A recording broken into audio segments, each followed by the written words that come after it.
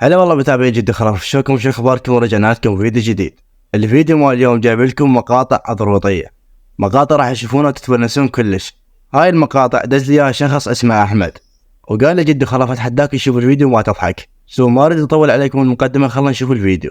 وقبل لا نشوف الفيديو لا تنسون تحطون لايك وتشتركون بالقناه، قناه جدي خلاف، وهذا الشيء يحفزني ويدعمني كثير.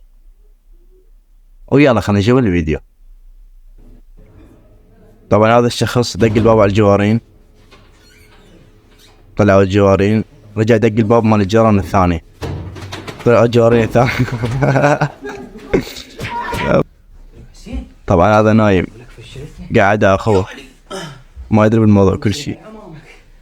يقول له عندنا خطار عندنا خطار، كل عام وانت بخير.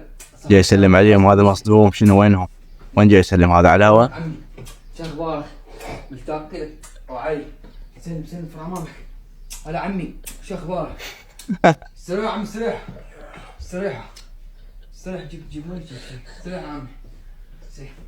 ولك وين قاعد يا عمك؟ يقول له قاعد على عمك سحقته. وين قاعد؟ شلونك عمي شو اخبارك؟ مي؟ يا الله شوف شو المظلوم، شوف والله دقه ناقصه.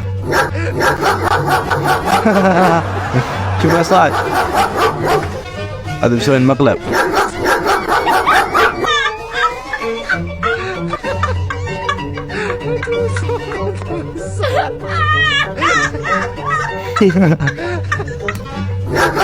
هذا اللي خرج اللي هو قاعد الزبله، هذا مخلى ايده على شكل كلب، لما يجي شخص يبغى يطلع ايده. شوفوا هذا اجى والله ضرب دقله.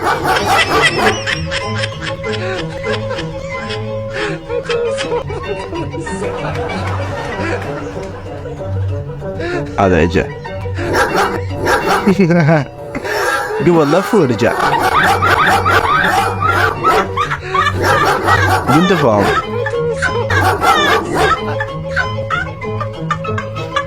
اخويا انت تسمع صوتك بالبصمه. اذا مو اليوم بالليل تجيب هيد، لا الحكي يختلف.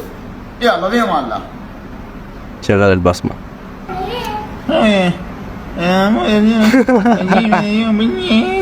اسمع الصوت.